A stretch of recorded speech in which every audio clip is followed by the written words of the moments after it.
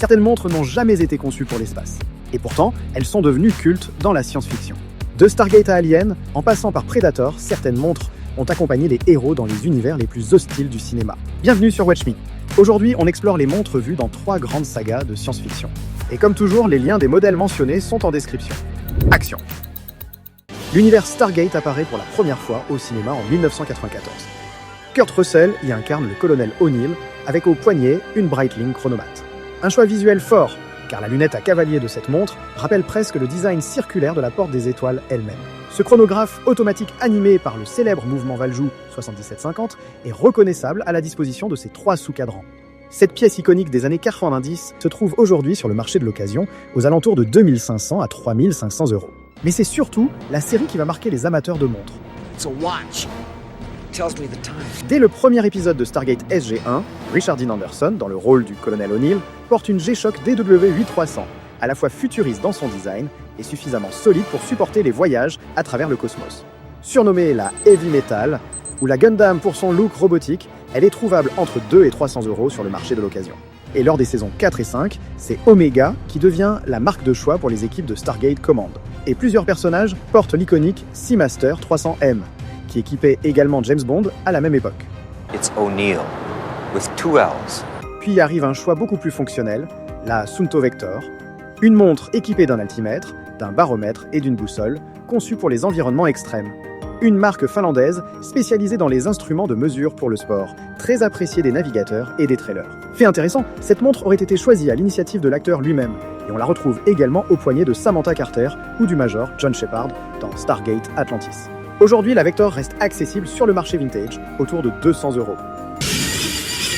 Dans Predator, Arnold Schwarzenegger porte une montre devenue aussi iconique que le film lui-même, la Seiko H558 5009, surnommée l'Arnie. Cette plongeuse hybride, à affichage analogique et digital, pensée pour l'aventure, accompagnera Schwarzenegger dans plusieurs films des années 80 comme Commando. Résultat, une pièce très recherchée par les collectionneurs aujourd'hui. Sa réédition moderne reste accessible autour de 400 €. Mais ce n'est pas la seule montre visible dans le premier film. On peut également apercevoir une Waltham XX0111, typique des années 80, avec son double affichage analogique et digital. Un modèle devenu difficile à trouver, surtout depuis la disparition de la marque pendant plusieurs décennies. Waltham a d'ailleurs fait son retour en 2021 avec une nouvelle gamme de montres de terrain. Dans Predator 2, le ton change, mais les montres restent marquantes. Gary Busey porte une Casio CFX 400, la montre calculatrice par excellence. Une véritable calculatrice scientifique au poignet, écran LCD, dizaines de fonctions, et aujourd'hui une vraie rareté sur le marché vintage. Pour un style similaire mais plus accessible, la Casio DBC 610 Databank reste une excellente alternative que l'on peut trouver autour de 100 €. Dans le même film, Maria Conchita Alonso porte quant à elle une montre Dior à quartz, mêlant bijoux et garde-temps. Une preuve que l'on peut aimer l'action et le luxe à la française. Ce modèle reste trouvable pour moins de 500 € en occasion. 20 ans plus tard, Predators introduit une nouvelle génération de personnages. Et des montres parfaitement choisies. Le héros, ancien membre des forces spéciales, porte une Hamilton Khaki Below Zero chronographe. Une montre automatique en titane, robuste, héritière directe des montres militaires de la marque américaine. On peut d'ailleurs apercevoir ce modèle dans The Martian ou encore dans Tenet. Elle est disponible aujourd'hui pour un peu moins de 2000 €. Dans le même film apparaît également une autre Hamilton bien connue, l'Aventura. Une montre au design rétro-futuriste, devenue célèbre comme première montre électrique au monde lors de sa sortie en 1957. Popularisée par Elvis Presley, elle deviendra plus tard la montre officielle des Men in Black et des variantes apparaîtront aussi dans Dune ou Star Trek Picard. Elle est aujourd'hui disponible autour de 900 €. Enfin, dans The Predator sorti en 2018, le héros porte une G-Shock Mudmaster.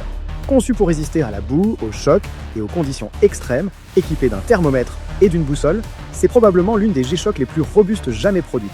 On la trouve autour de 300 €. La saga Alien est probablement l'une des plus importantes pour les amateurs de montres au cinéma. Dans le premier film, on peut encore trouver relativement facilement la Casio F100 portée à l'écran, ainsi que ses rééditions modernes. Mais les choses se compliquent avec les films suivants. Les Seiko 7A28 6000 et 7A28 7000, portés notamment par Ripley et Bishop dans Aliens, sont devenues de véritables pièces de collection.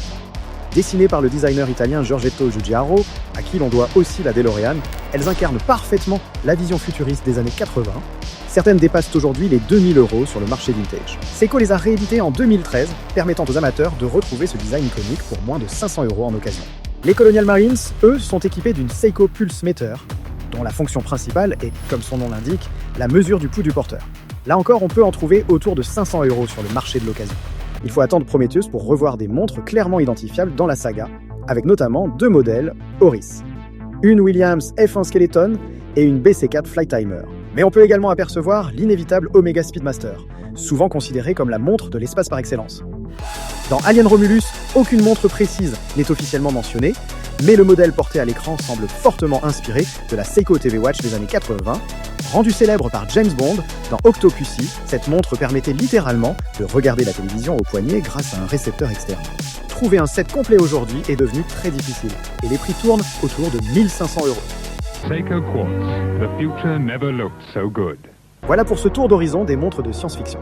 Des montres conçues pour la Terre, mais devenues crédibles dans l'espace. Si vous aimeriez voir d'autres univers, d'autres films ou d'autres modèles, dites-le en commentaire. Et si la vidéo vous a plu, pensez à vous abonner pour ne rien manquer des prochaines explorations horlogères sur Watch Me. À très vite!